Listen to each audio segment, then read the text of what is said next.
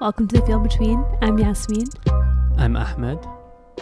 And it's good to be back. It's been a while. Yeah, we're back. We're back from many things. Episode? The Bangladesh genocide episode. Oh yeah, when was it? We released it on the 27th. That's right. Of December. But we recorded it actually like a bit before that. Yeah. So if it's been a while since we recorded. It's been a while. Yeah. We're What's back been from going traveling. On? We were in New York. Mm-hmm. We're mostly back from being sick. Knock on wood. Yeah, we were sick and then felt better and then got sick again. Yeah, it's unclear. Like I was pretty sick the first time. It's been like a month. Yeah, I was pretty sick the first time. I wasn't that sick the second time. Ahmed was super sick both times. More sick maybe even the second time, right? Hard to tell. Yeah, it's unclear if like you relapsed or if you got sick again. I don't know, but it's rough out here. Yeah. Yeah, but it's nice to be back. Hopefully it stays. It was good holidays. Yeah, it was so lovely seeing family. Mm-hmm. I think we recorded this after we went to North Carolina, but we went to North Carolina for a weekend to see my brother-in-law graduate from college. That was really fun. Yep. Ahmed's I think brother. We actually did. I think we mentioned that. Mentioned that. And then we were in New York for a full week for Christmas with my family. Yeah. Which is actually related to our topic for today. We're going to be talking about interfaith relationships.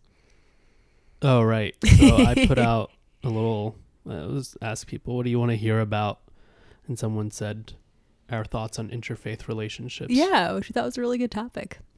Which I haven't prepared anything, but we'll see where the conversation goes. Yeah, I got some stuff to say. Did you want to talk about the hip hop documentary at all? I don't actually have much to say about it, honestly. Initially, we watched this documentary because I'm teaching a class this semester on Islam and hip hop, which has been so fun to put together. I've been working on some raps. Yeah, not so much. I'm definitely approaching it. There's so many different ways that you could teach a class. You gotta do like a hip hop professor style stuff. Like, yeah, the way you flip the seat around backwards and sit in front of it like that. Sit on it. The way like I'm that. approaching the class is, from the perspective of a historian of Muslims in the United States. So it's very much like a historically grounded class. But yeah, it was such a fun syllabus to put together. Today was actually my first day of teaching. We're back this semester, which is syllabus day, so it's pretty light. But Ahmed and I watched this documentary called New Muslim Cool that I assigned to my students. Mm-hmm. I don't have much to say about it, but it was a sweet documentary. It was about this mosque here in Pittsburgh, actually, on the north side, which we haven't really heard of before or been to. I'd like to visit it now. This is a bit of a spoiler alert, but they got raided by the FBI, and just like there's different things that kind of follows the mosque's journey, and particularly the main character, who is a hip hop artist and a Latino convert. Yeah. It was cool. I will say it started off a little shaky. Yeah. I was like, I don't know where this is going. Yeah. But I think by the end of it portrayed a sweet journey of a guy who like really grew up through his dedication to Islam. Yeah. I liked how real it was also the relationship with him and his wife, like trying to figure out blended family stuff, and they both already had kids and they had a kid together, and they're just like very sincere people, which was nice to watch, like trying to do their best. Yeah. Yeah. I think you should do like some sort of rap in the class. It's not my jam. Let me tell you about the dean, so peaceful, so serene. Ahmed's pretty good at freestyling. You should come in. My students love meeting you. It's always cute. They're like, what? You have a life. Yeah. Yeah. Turn you into a ghost. Call you Gene. That's kind of like a slant rhyme, you know? Wow. Yeah. It's good stuff. Yeah. I'll work on the beat for you if you do it. I'm not a... What would be your like rap name? Maybe a pun on my name, like Flo. Oh, Flo Dean. That already kind of works. Shoot. Shit. Okay. It's already there. Yeah. Dean, religion, flowing, you know? Yeah. Okay. There you go. All right. Do you have... I have an item. It's a really random one. Oh. I think...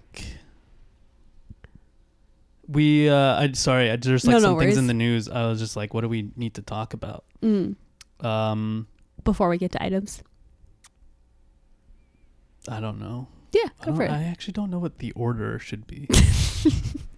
What makes more sense? Well, let's do the items later. Anyway. Okay. My item is really frivolous. It's going to be hard The to tunnels. get. Let's talk about the tunnels. That's an item. Is it an item? Yeah. Oh. Are you talking about the tunnels in Brooklyn? Yeah. Okay. Yeah. Well, if you have something for that, let's do that later. The other thing is there was Joe Biden gave a little speech at the Mother Emanuel AME Church in South Carolina, which is the one where Dylan Roof killed 9 people. And everyone has just been losing their minds because he was interrupted by some pro-Palestine activists who asked him for a ceasefire and to quit supporting the genocide. And I just feel like, I don't know if this is generally or just, brain poison people on Twitter who are reacting in a big way. It seems more like a Twitter thing.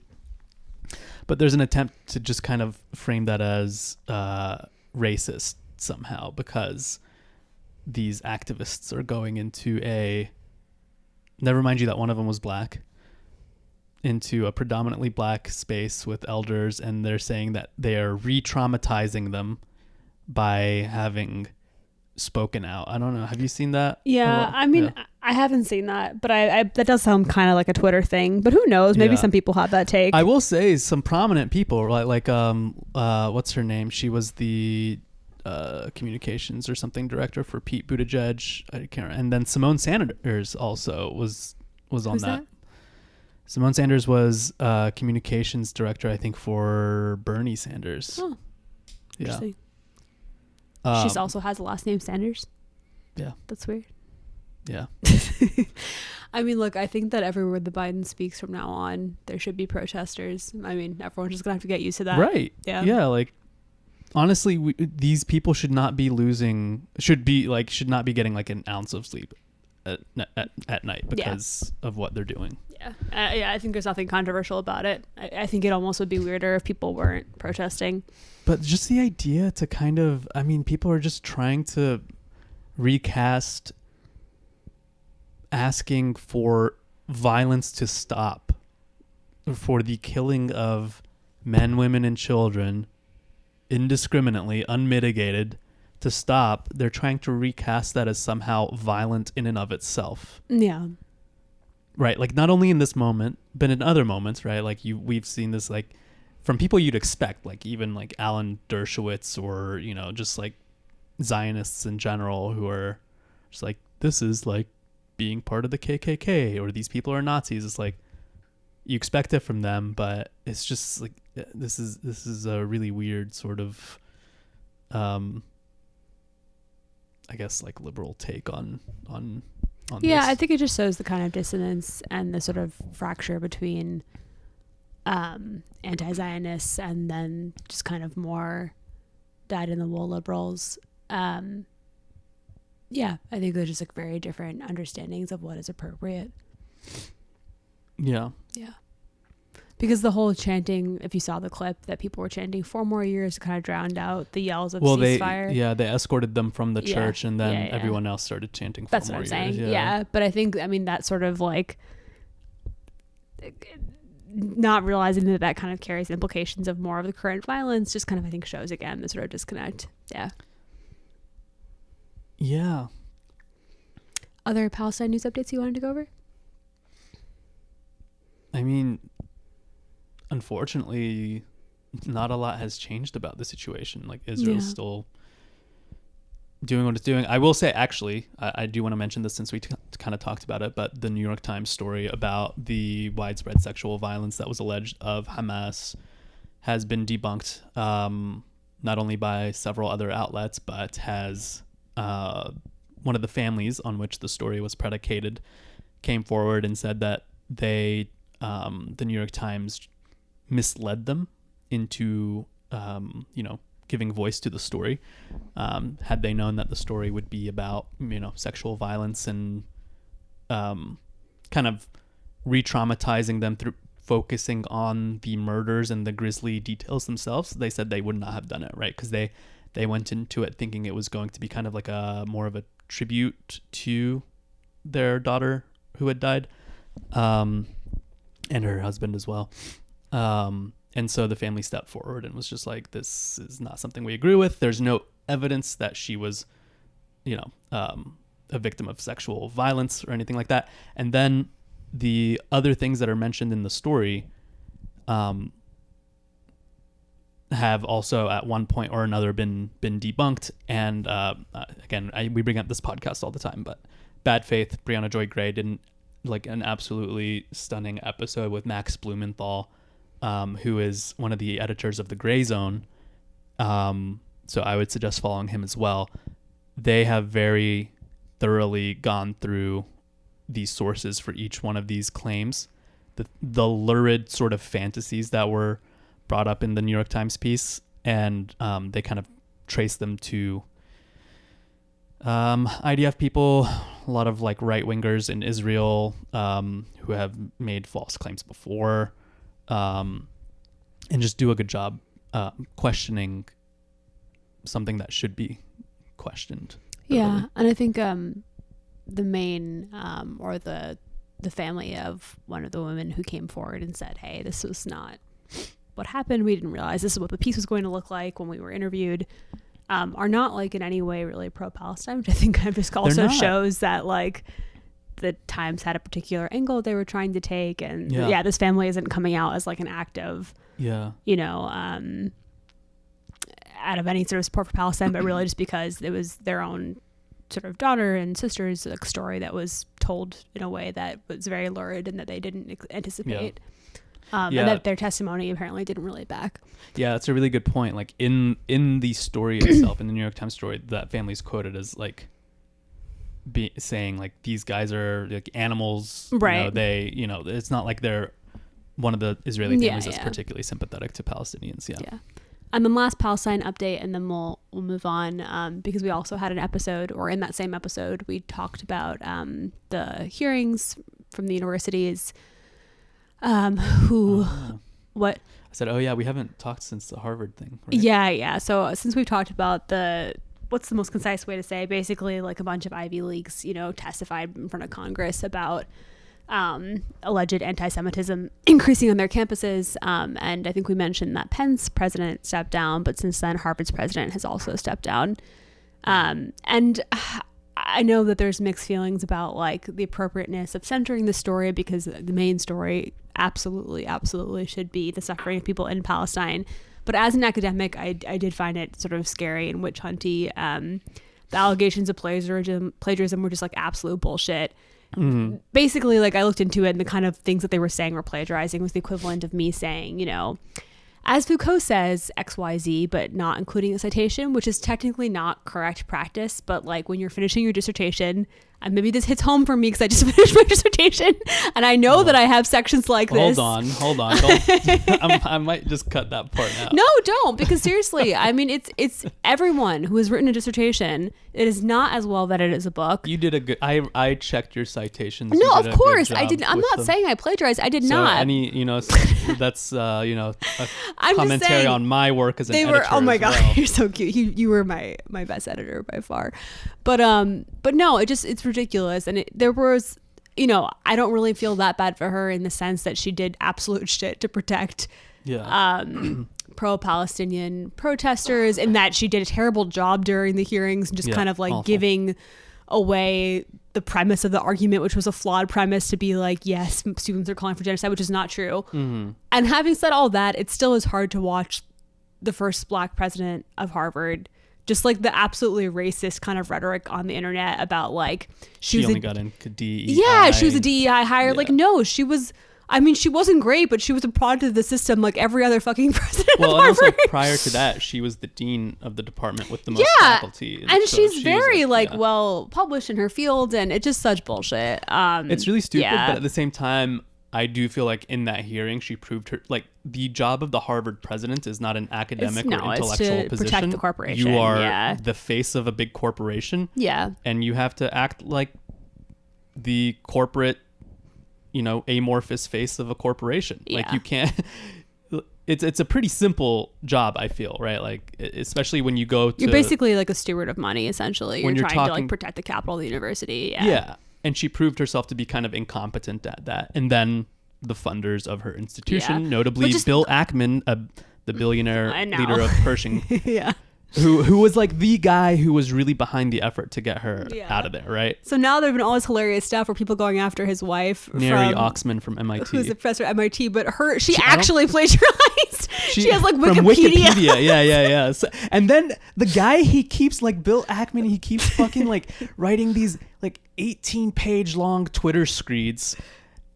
Just every day you wake up to a new one. I'm like, bro, how do you? It's kind of cute. If I'm ever accused of anything, I hope you do that for me, but it's not helping. It makes it worse. Each one embarrasses his wife even more. Like, and he's just like, imagine how distraught my wife is because now she's been accused of plagiarism of Wikipedia. But I will say, I freaking called this. I was like, these people are going to go after this woman for plagiarism. If this is the standards for plagiarism, nothing will hold up. Like, and there's even been, I mean, this is like kind of aside from the Palestine stuff, just like a separate interesting conversation. There's been some good conversations about like a post AI world and like the ability to find similarities in writing, you know, like it's just a very different ball game. And again, you should never ever copy someone's work, but we're talking here about people who paraphrased text that they were working with and didn't include enough footnotes. Like, it's very technical. I mean, that's what we're talking about with the president of Harvard, not Ackman's wife, who literally just copied Wikipedia entries. But hilarious.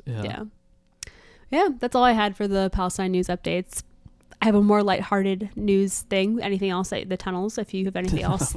Non-Palestine tunnels for once. The tunnels thing is just fucking hilarious, like through and through, but I'm excited to talk about it. Yeah, so this is a Jewish Chronicle article that I thought I'd just read parts of because the situation was confusing, and I don't think I do a good job summarizing it myself. But basically, someone in New York City started hearing sounds on the wall, which is like so creepy. Because how many times do you like think that you like our ghosts that we hear at night sometimes and inexplicably not other times? Like, how often do you think that you hear something, but then this actually like was people on the wall? So a group of so basically there are two main Hasidic Jewish sects in New York City. One of them is in Williamsburg and one of them is in Crown Heights, where my parents now live, not where I grew up or where they currently live. And so this is one of the sect, the Chabad Lubavitch sect.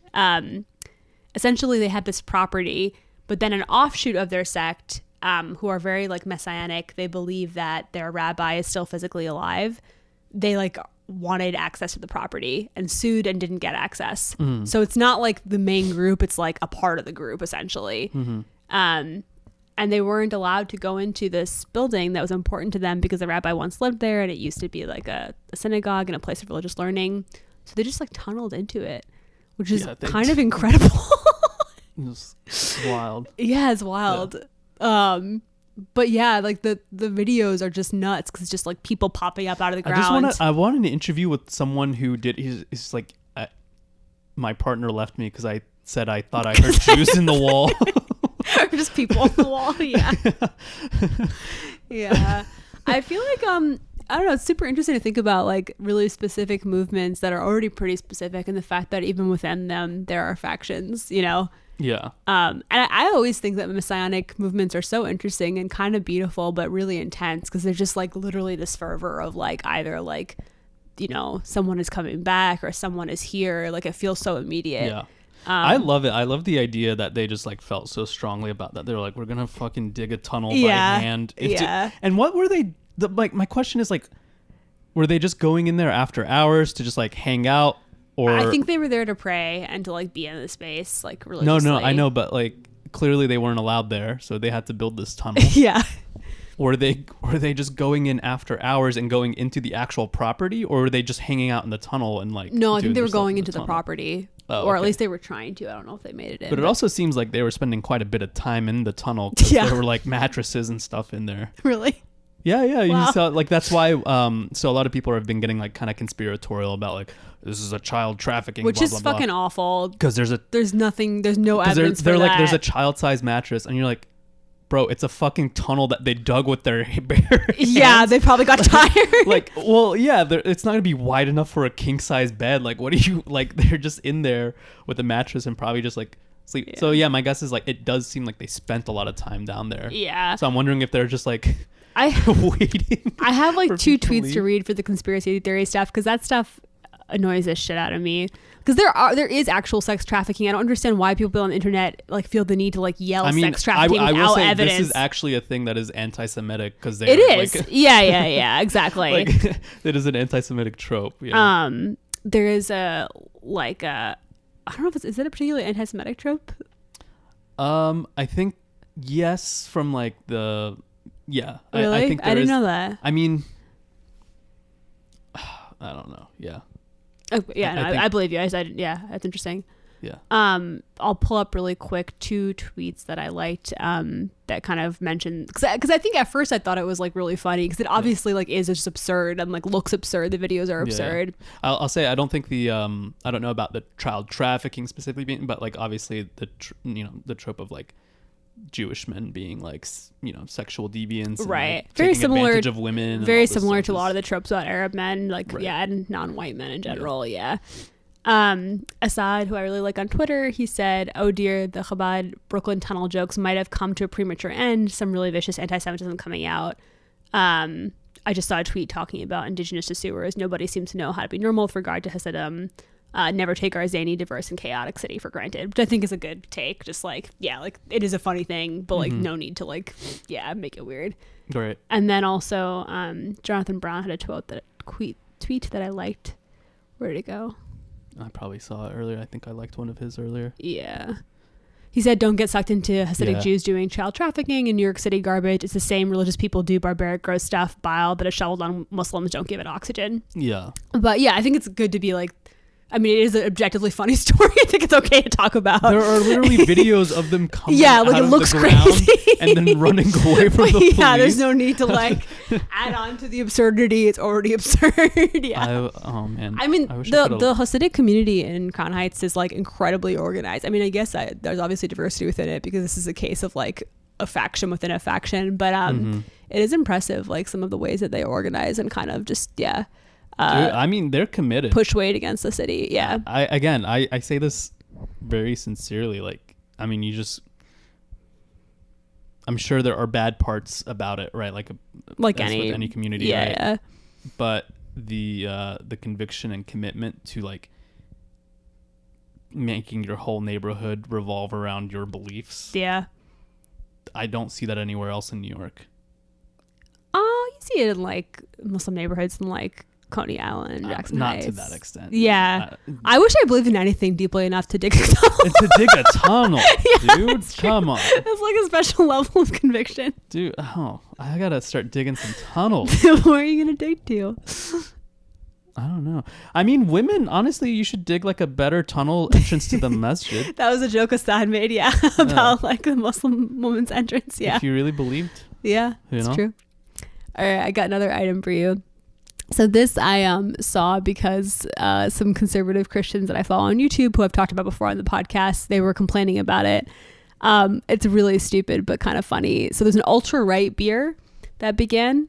Ultra-right beer? Yeah. And so I think Bud Light had featured the trans person in their advertisements, awesome. And people lost their fucking mind. So this is ultra-right beer. What's it called? Ultra-right. That's the name of the beer. Ultra-right. Yes. Instead, yeah. It's really clever. Okay. And they have a conservative dad's Real Women of America 2024 calendar.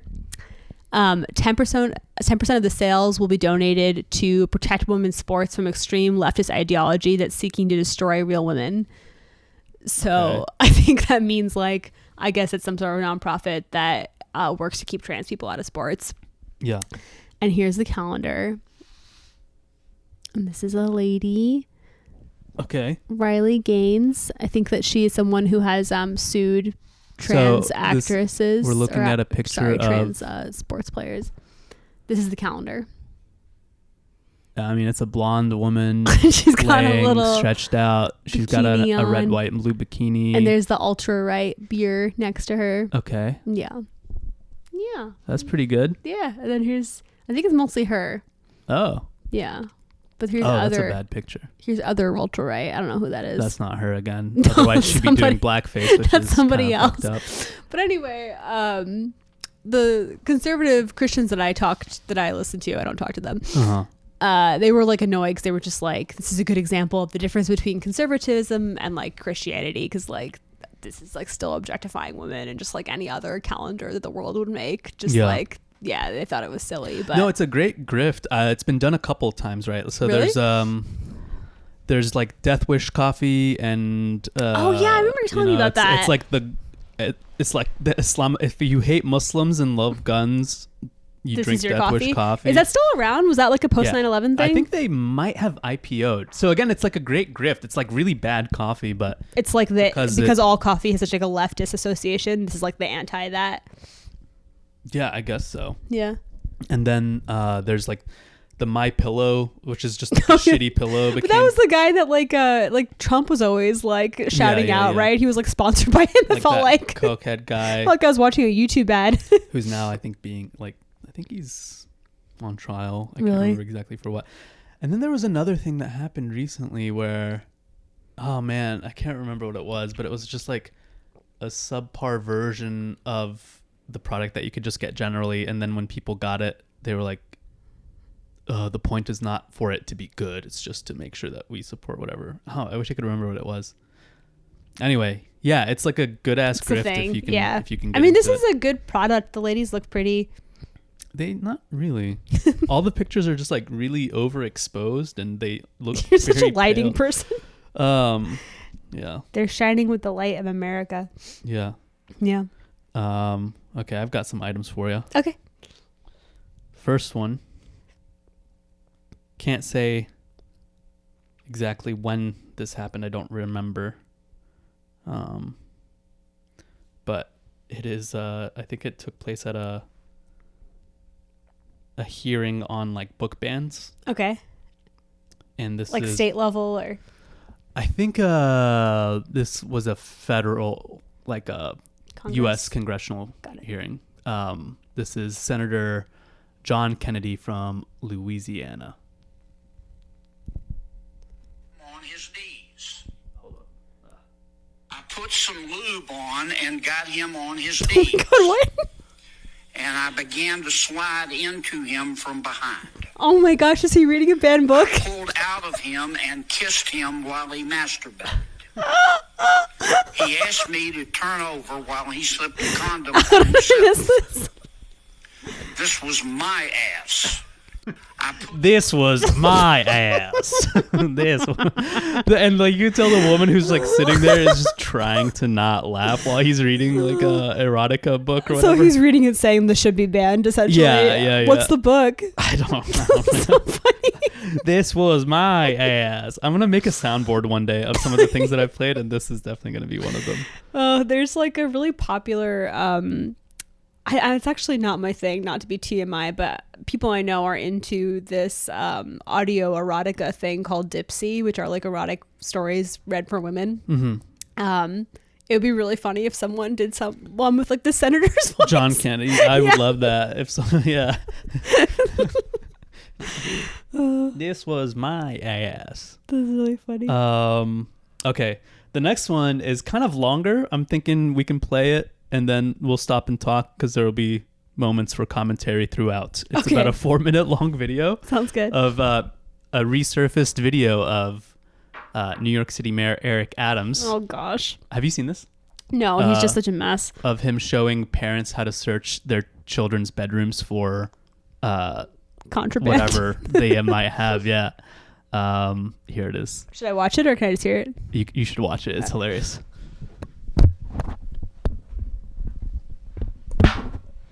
Sorry.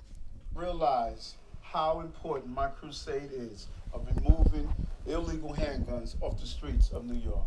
Hi, I'm New York State Senator Eric Adams, and for 22 years I wore a bulletproof vest and stood on the street corners and protected children and families in the city of New York. I like that he just described being a cop as I just wore a bulletproof vest and stood on the street corner. It doesn't necessarily tell you that he was a cop. Like if I just heard that description, I'd be like, you were like Batman. I don't know. Like, you know what I'm saying? I'm asking you to join me in this crusade of removing illegal handguns off our streets and out of our homes. Please come and join me inside my house as I show you how simple items such as bamboo paper can be an indicator of marijuana use, or a cut of straw can be an indicator of using cocaine. I will show you how to search a room. It's like, so parents can like search the trash of their teenagers. What I would like to show here is to empower parents on how to search a room inside their home. It's imperative. By the way, this music, I did not add it. It is music that is in the video, and it's really annoying because it's like way too loud, but try to not let that distract you. But we are in Eric Adams' home right now. Very red. Yeah. You should know what's inside your household. And no one can state that you can't search a room in your own home. You write the Constitution. There are no First Amendment rights inside your household. I really don't agree with that, actually. If I had a kid, I mean, if I thought that they were up to something or they were in danger, but I would not really try and touch their belongings or go through their room. My parents didn't do that to me, and I'm grateful. Yeah. You'll hear Eric Adams refer to that. He keeps saying there are no First Amendment rights in your home.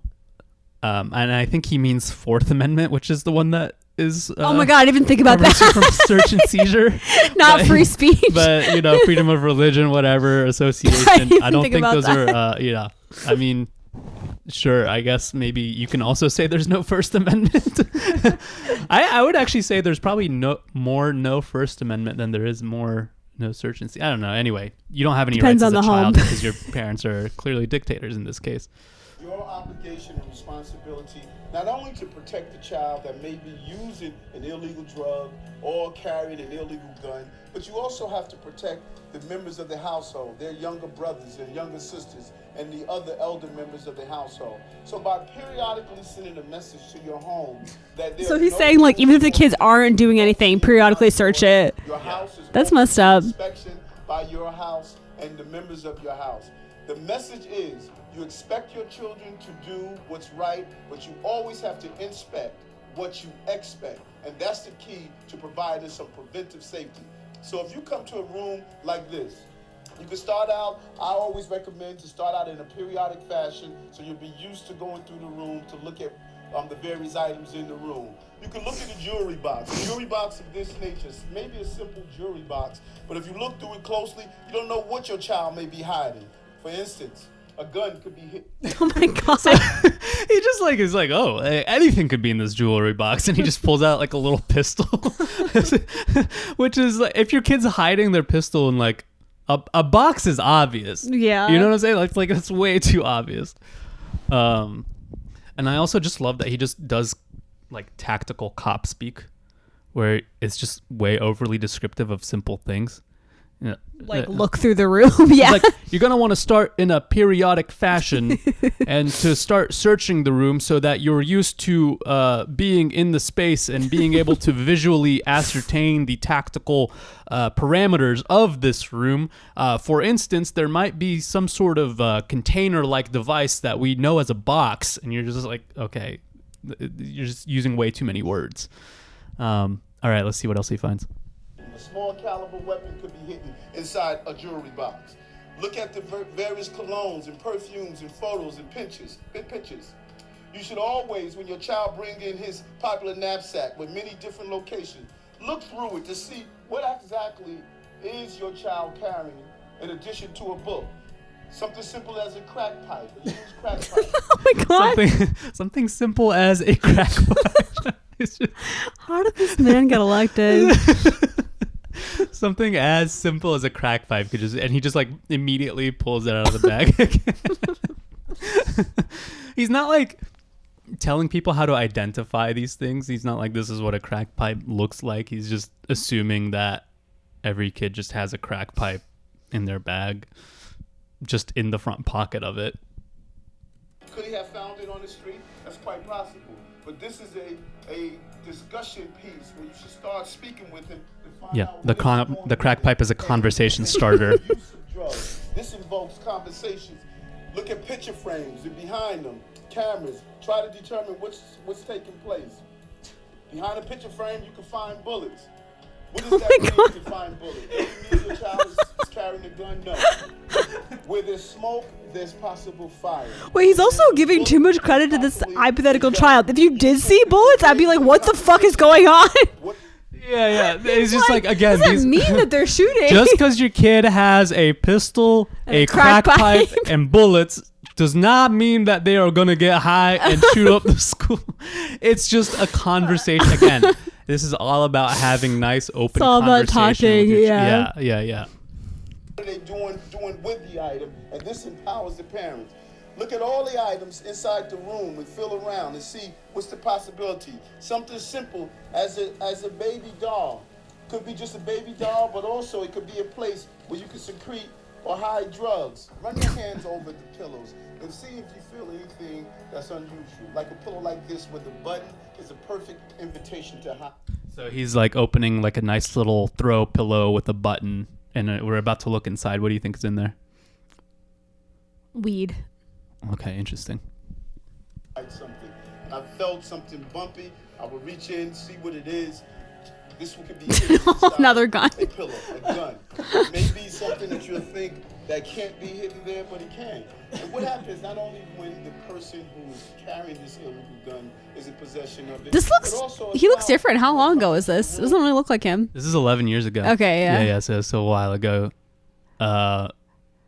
All right, I feel like anyway, that's was pretty good. much how you search it. You just kind of go in and you look around, and you got to do it unannounced, right? You know, as cops like to do, is unannounced, no-knock warrants. That's right. essentially, you're the sheriff of your house. Mm-hmm. And you just got to look around at all the things, and I can't your believe he kid didn't. will not try that hard, but apparently will just leave bullets and guns and crack pipes laying around. Also, I feel like the most likely thing you are to find in your kid's room is like cigarettes or weed. I don't know why he went so or hard. porn, but or you know, actually, you won't find that. I guess people don't print it out anymore. You'd have to like go to the internet history of their computer, but yeah. Yeah, I thought that was fun. That's super funny. Yeah, he's such a strange man. Mm-hmm. Yeah. Any other items? No, I'm ready for our topic. Okay. Interfaith relationships. Yes. Allowed? Not allowed. What's your take?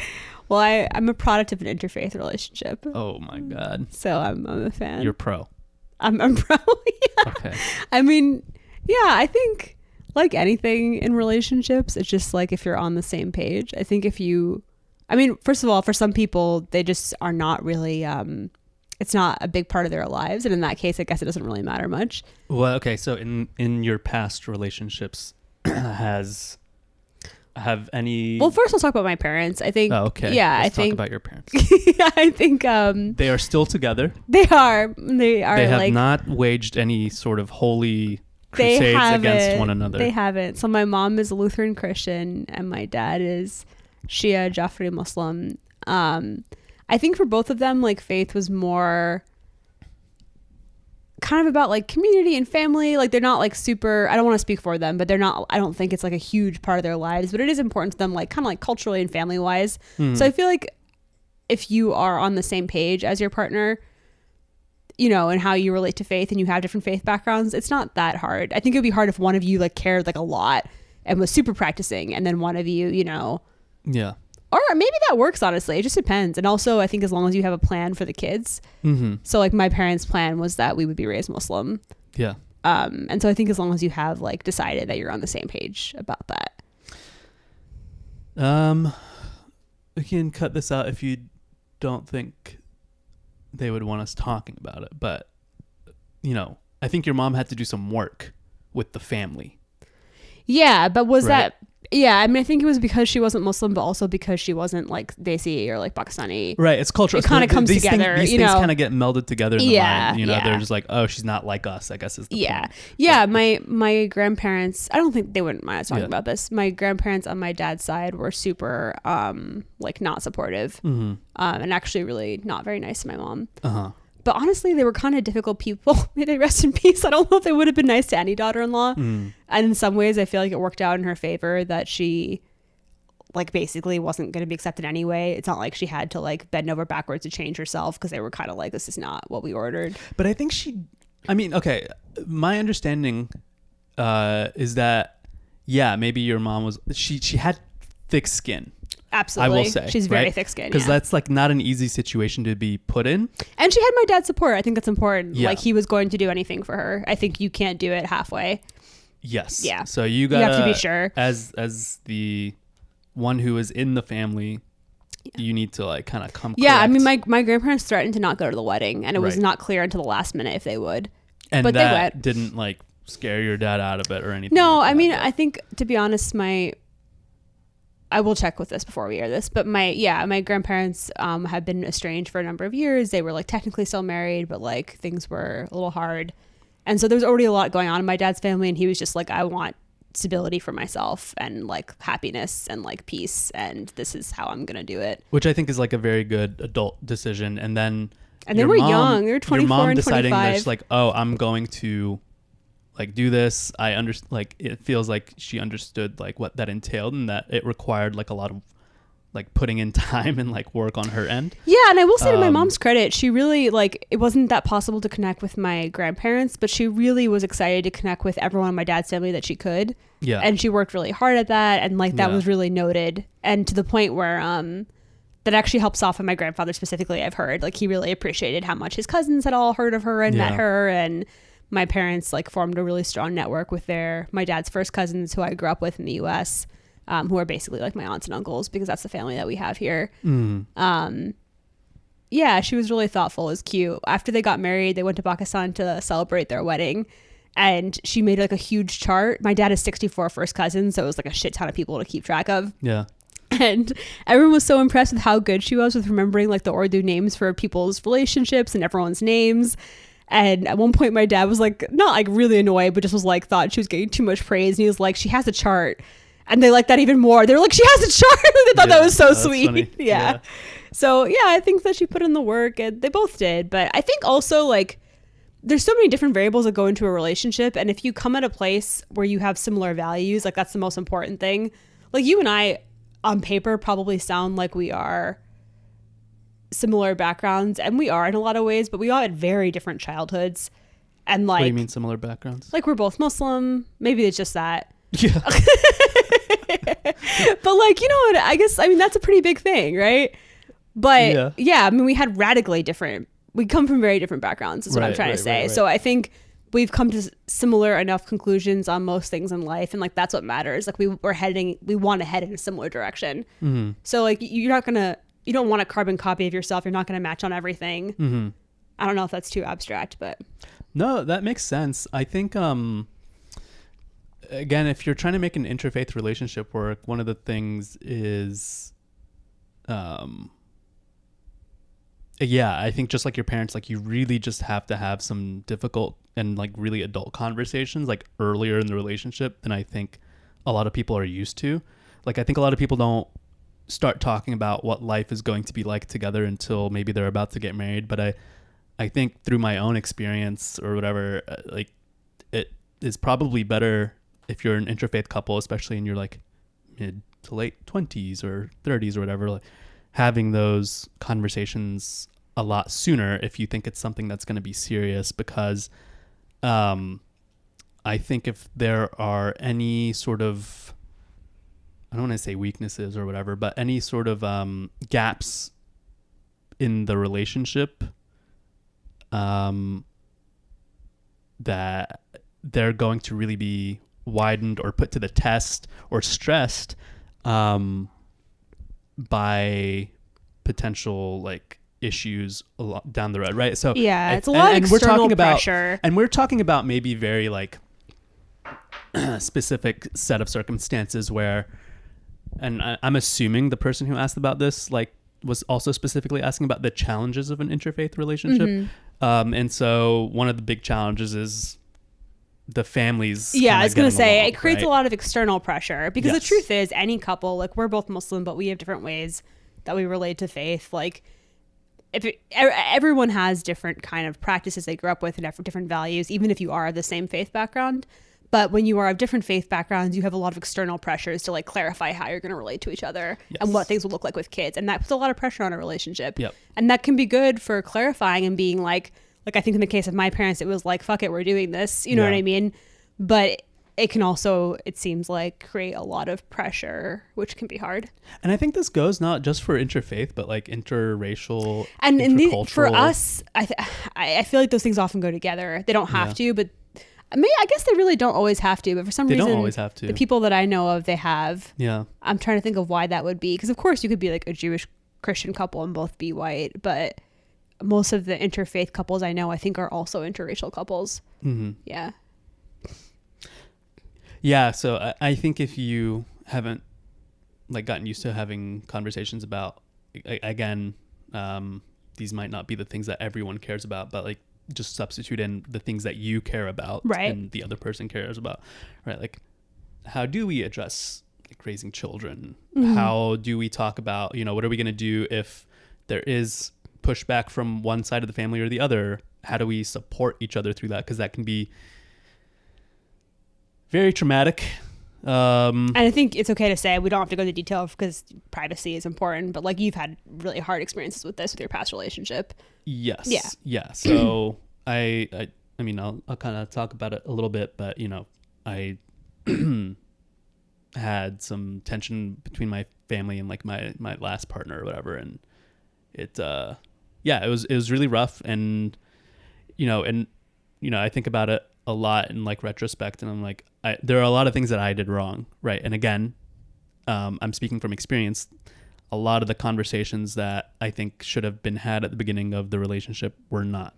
Right? You have to be kind to your past self, though. You were in college. Sure. Yeah, it's hard. Sure, of course. Like, you have to be. But yeah. I'm not saying it was like it's all my but no, fault. I it's hear all you their though. That's fault, fair. whatever. Yeah. But I mean, you just like owning some, taking some responsibility for like things that, if you go back and what did I learn from this experience, and that is one of the things is that. And that translated into our relationship. You did a really good job bringing things up early, which I appreciated. So you learned from it. Yeah. Yeah, so we're not interfaith, but we're you were worried different. about the Shia thing, yeah. Right, and we're just like, okay, well, if we told your parents right away, we didn't try to hide it, yeah. Yeah, and furthermore, like the thing is, I think I was in a position. So, before you, I was, I like would try to push things along with like my parents, but I think they got the sense that I lacked there was some conviction that I lacked, that they used to really like stress test it, right? So again, this is what I say is like, if you guys are just like not on the same page on some things, the external pressures will really, really like get into those cracks and expand them, right? And you kind of just start to doubt yourself, relationship, like it exacerbates like any tensions between you and your family. And so so just like try to push things along with the family, and they'd be like, you're not gonna be able to like raise the kids, like they're not gonna be able to see us, like what are you gonna, they're not gonna be able to be Muslim, which is so stupid, because like I don't even agree with this, but the standard, I think it should be more expansive, but the standard line that the vast majority of people think is that if you are a Muslim man, you can marry a Christian or Jewish woman. Yeah, because that used to be the understanding that based on like lineage, that the children would be raised Muslim.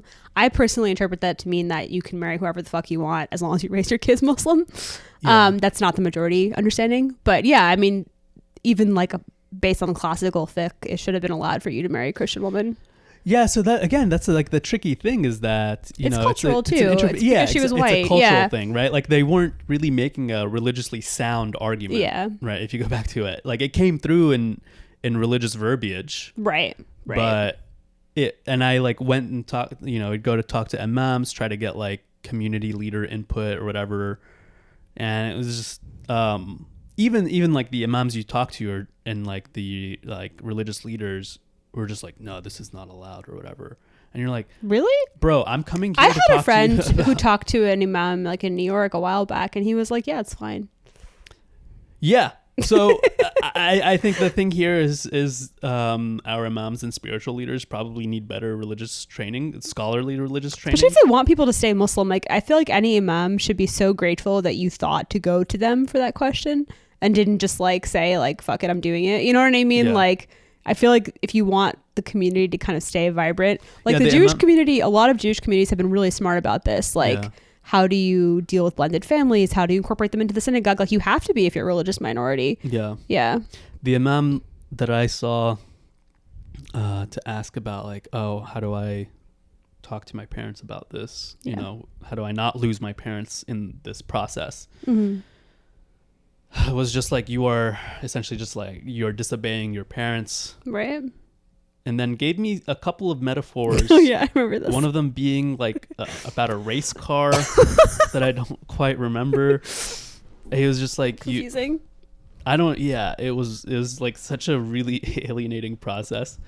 So I guess the other thing would be, if you're in an interfaith relationship, I would try to find some sort of community you feel supported by. Yeah, I feel like it's important also, like, I mean, it's tricky. It really depends on how much it matters to you. But like, if, let's say, for example, for sake of argument, like you're a practicing Muslim and you're dating someone who's not Muslim, it would be really helpful to have a Muslim community that is accepting of your partner. You know what I mean? Like, so it's not just your family, so that you have like some kind of grounding. Yeah. Otherwise, it kind of drives you crazy, and you start to think like, oh, I am doing something wrong, and like it just kind of it's not a good also, at the end of the day, though, it's your life, and I think not to take lightly. I mean, like, the threat of like family estrangement is really awful, but like, that's not a good transition. However, I mean, I think at some point you have to own your decisions, and if you don't own them, I think your family will always just keep on pushing and nagging, you know? Exactly. Yeah. Again, you gotta like come correct, and you have to be sure about the person. There's a little bit of a catch-22, and this is tricky to square away, right? Because in your head, potentially, right? Like, I mean, it's different for every person, but I could see, and I experienced this a little bit, where you're like, I want to progress this relationship to a level to see if this is like someone who I can commit to 100%. Because if there's any sort of like having to be together like in secrecy or whatever, like you can't really like fully like live life with that person, you know what I'm saying? And so if you are saying like, oh, well, I need to be able to like, before I need to integrate this person into my family to see how that happen, like how that goes before like, I guess, marrying them or whatever.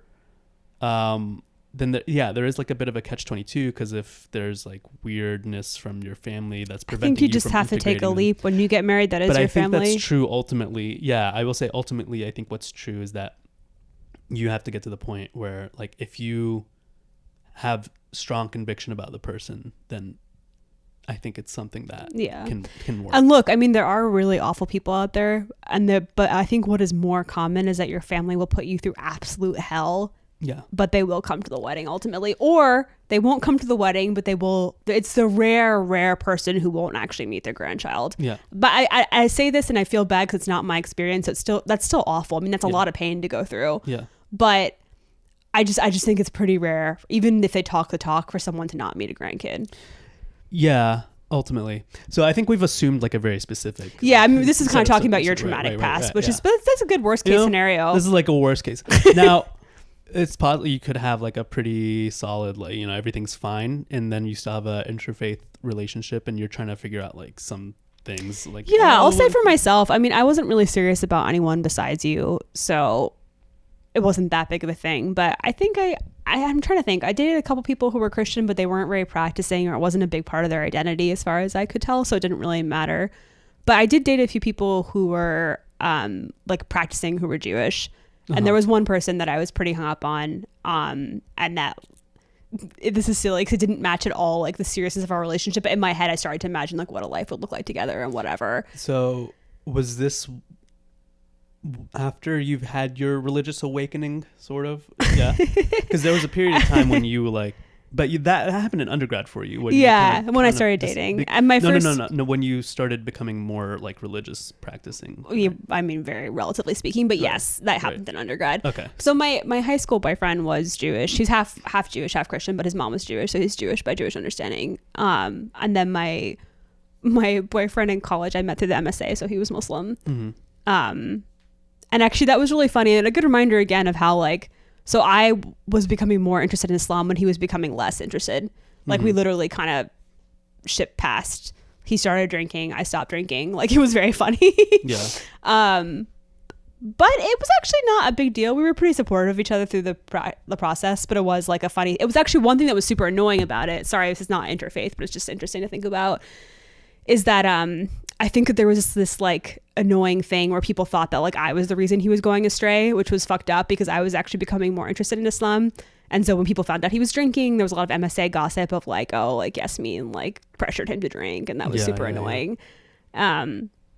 So yeah, I mean, it's not just interfaith relationships that come with community pressure, but yeah. So this one person that I dated, like my first year of grad school, who I'd known in college, was Jewish, and it was a thing that we talked about because for both of us, I think it was similar in that it wasn't like we were super conservative, but we were fairly practicing, and it was a big part of our identity.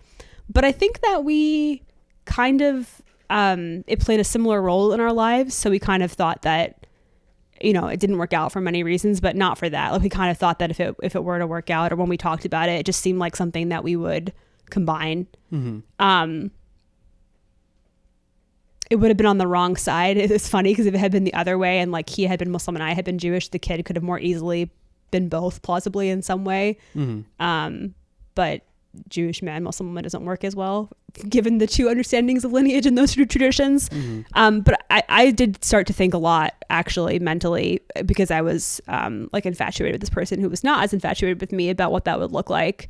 And I think it's something I would have, if I had gone with someone in that route, I think it's something I would have taken very seriously in terms of doing both. Doing both? What do you mean? Like you would celebrate both sets of holidays? Yeah, and even thinking about, I mean, maybe it's my own biases, but I just think that like out of the Abrahamic faiths, like Judaism and Islam are the most closely related. And this might be my own biases, but I've always been interested in certain aspects of Judaism, and I think that I could see a world in which you could sort of raise a kid to identify with both. So that's something I was open to. I mean, intellectually, yeah, you could raise a kid like that. But in terms of like communities accepting that, you know what I'm saying? I feel like that's going to be the challenge. Like it's going to be like a case where, you know, your Muslim friends are going to be like, you're not really Muslim, and then your Jewish friends are gonna be like, you're not really Jewish. You know what I'm saying? Like, so yeah, I mean, I think that first of all, I think that there's ways in which you can be kind of culturally Jewish in the US, at least.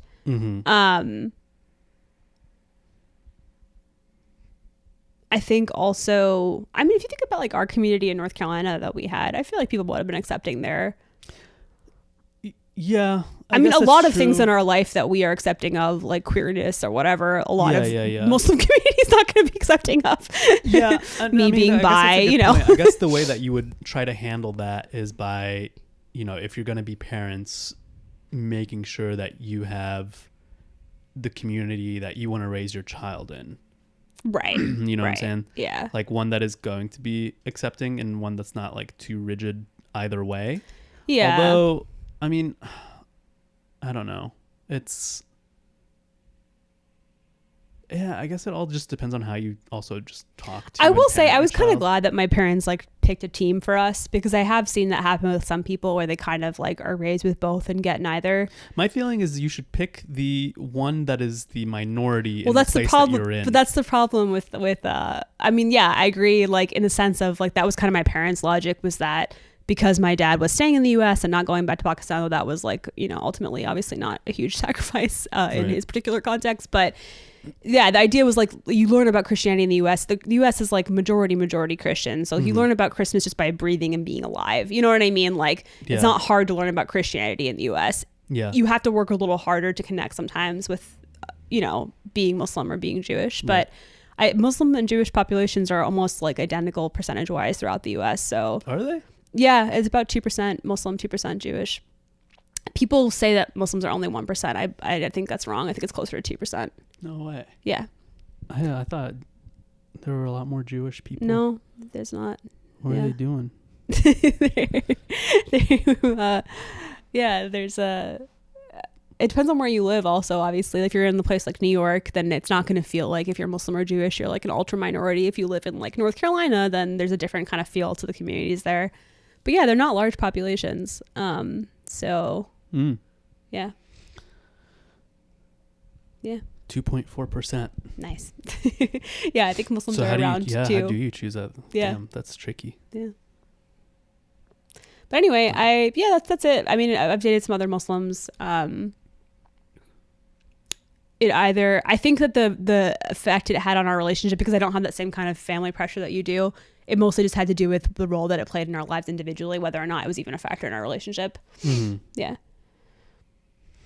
Yeah, so I don't know. Hopefully this was somewhat enlightening to the person who asked us. I have two more thoughts, actually. Okay, Sorry. what are your thoughts? One is that I think it can be nice, even if you're of different faith backgrounds, if you relate to your faith in similar ways. Like, say, if you both are people of faith, I think it can still really be something that you connect on. You know, like, you don't have to be of the same faith background. Like, I've had... You could compete, see who gets the most miracles. Be like, I think... No, but like, it was supposed to rain today and I had to walk to work. With Jewish partners in particular, I've had some really lovely conversations about faith. And so it can be like a way to connect. It doesn't have to be that you're from the same background. Uh-huh. And then my other thought was on conversion, which is, so my mom never converted. Right. But that was something I heard a lot of really stupid comments about from different people.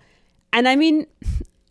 I used to think, and this is not my own experience. What was the thing that your someone's mom did, trying to play Quran under her pillow? Wait, no, this was that? just like a random person at like a Eid party. It wasn't like my dad's family, but yeah, someone was like, "You should play Quran under her pillow, and the word of Allah will enter her subconscious." Yeah, I was like, there's like so many steps between her waking up with me shoving a phone under the pillow and the word of God changing her subconscious mind. It's like so stupid, but. Yeah, I think, I used to think you shouldn't convert just to get married because I thought, hey, that's not fair for you. That's not sincere. And now I honestly think whatever makes your life easier. Like, who am I to judge the sincerity of your conversion? If you don't mind converting just to get married and you think it'll make your life easier, like, I don't care. That's fair. That's between you and your partner and God, whether or not you believe in God. Certainly it's not my place, to say. I hope you don't feel pressure. Like I hope it doesn't make you stress. Like, I hope no one converts you and you like don't want to convert. That's fucked up. I obviously don't condone that. I think if it's like not in your heart, then don't do it. Then like you should. But honestly, if it's not in your heart, but you're like, it's gonna make my life easier with my in-laws, then like, all right, as long as it doesn't cause you stress or you're like, it's against your morals, I think what I'll say is, again, if we go back to the situation where you're trying to like relieve some sort of like interfamily tension, by converting, my strong feeling is that the issue is not one of religion, it is one of culture. I think this is specific to your family, though, to be fair. I don't think it's specific to my family. But there are families out there who are okay as long as the person converts. That exists for sure. Maybe. Because think about, we know people who like one couple is a revert. But in those cases, I think it was I don't sincere. Know. Maybe. I would try to be somewhat, I would try to test that to the extent that you can, or like try to suss that out for yourself. But I have a feeling that some people do not see a person's they don't always categorically see like the conversion as like totally sincere, and like that might not be the thing that gets them to. So it's interesting because in the case of your family, it's really more about race. Honestly, it's the fact that it's about a lot of different things. Yeah, it's just like, oh, this is different, and you can go back and talk about grew up in like a pretty rural place. We didn't have a lot of community, and like. Yeah, it's just kind of, there are a lot of variables. But like on paper, play. If someone converts to Islam, then like that should be enough, obviously, for a nikah, for like a marriage. You know what I mean? Like they're a Muslim. That's it. If you're talking about like religiously sound arguments, then it shouldn't even matter because I'm a Muslim male. True. There's that also. You know what I'm saying? Yeah. So again, it's not like these things may take form in religious verbiage, but I think a lot of the times there are some other fears that are not being addressed, and a simple conversion that is just like, I'm just going to do this in paper or whatever. Yeah. It's not going to be the thing that like solves things. It may be like a step, but again, there are like other things that I know people who like, I don't want to give too many identifying details, but I know there was one situation where basically like they were trying to like trick this guy into saying the shahada, like tricking him into converting, which is like so not Islamic. Like you're supposed to like have free will. You're supposed to like, you know, which is so silly. But that's how badly some people want people to convert, like in order to feel okay about it. So it really varies, honestly. I think it's a silly thing. Like I think if someone ends up finding like oh, I might want to because I'm like they feel called to it, great. But if they don't feel called to it and it's gonna make and they do have that situation where it'll make their life easier with their in-laws, and I think that's okay, right? Yeah, no, I'm not saying like I'm not making like a normative argument. I'm just saying like these are things to think about if this is your situation. Yeah, I would also. Sorry, you go first. Is the pushback you're getting purely on religious grounds, or again, is there some other sort of like thing that is prejudicing them against this partner? I would add, I remember also in college meeting, so revert is a word that some Muslim converts prefer because they understand that their souls were like always Muslim, but they like found Islam, you know, later in life. They weren't like raised in a Muslim family or whatever. So I'm using those terms interchangeably. But I knew some reverts who were like sincere and like, you know, they were converts, they came to Islam by themselves, but a really negative thing that happened to them as they were exploring marriage is they had a lot of pressure to kind of culturally assimilate. And so I feel like that's something I'd be wary of. Like if someone's like, okay, convert to Islam, what they actually mean is like, you have to learn Urdu, or like you have to like, I don't know, like kind of lose your own identity in conversion. That's what I'm saying. Yeah. So I think I get you're saying better now. Like, I think if it's just like, okay, I say the shahada, I witness that I'm Muslim and that makes life easier for my family, and it doesn't make me feel uncomfortable. But then if it's like, hey, you know, you have to dress the way that we all dress and things like that, then that's like, exactly. that's like a violation of your own autonomy, I would think, and probably a line to draw. But yeah. Yeah. And again, I would have said the issue is not the religion. Like, again, you just, and if your partner all the meanwhile is just like, yeah, you should do this, and not sticking up for you, right, then this is not the person for you, right? Totally. This is not someone who loved you for you, right? They just like want you to if it's someone telling you to wear hijab and that's not something that's in your heart, I mean, again, totally cool if it is, but if it's not, like all of that are things to kind of watch out for, right? I will say also, I mean, I really wanted a Muslim partner. Like that was important to me because I just felt like I didn't think it was going to happen for me because I just felt like I wasn't finding anyone, and I just felt like a Muslim man wouldn't want me. But I don't know, if your faith is important to you, like I still think interfaith relationships are really beautiful and totally valid, and obviously a big part of my story, but maybe like finding a way that faith can be important in your relationship, because that's something I'm really grateful for in our marriage. I mean, there's always room for things we could work on, but it's been a basis for a lot of community, and that's something I really wanted and I'm grateful for. Mm-hmm. So yeah, I guess if that is something you want to, you don't maybe try not to let that go, even if you are with someone of a different background. Yeah, I think the last thing, because I think we've been going for a while, is adding on to that, if your faith is important to you, or if you see it being important to you in the future, something you're going to try to increase your connection to, that would be another thing I would talk about. Mm-hmm. Because if the religiosity or like the projected religiosity is not going to be projected religiosity, you know, if you're just like over time, okay, project manager, you know what I'm saying? Like if you're just like, I would like to eventually be more religious, you know. Yeah, it's something I hope to increase over time. Yeah, I guess if it's like a goal of yours, right? That's fair. Right. I mean, the thing is also no one can really know the future. But yeah, you know, something that I think we are able to do more easily is set goals together. Try to set goals together. Like Ramadan has been so much nicer married. Like I'm really grateful for that. I see that being a little bit harder in an interfaith relationship. Yeah. But again, it's not something like if your communication about it is good up front, and you're like, I want you to do X, Y, and Z for me, and I want to do X, Y, and Z for you to help you connect. I think probably that's like a good conversation to have. Yeah, that's a good point. And to just actually commit to that as part of the relationship. Right. And again, I think it also is very possible that like you don't identify that much with your religious, or maybe like for you it really is just cultural and not like a spiritual practice, in which case like great, like then I don't think it will matter as much. You know. Yeah, Cool.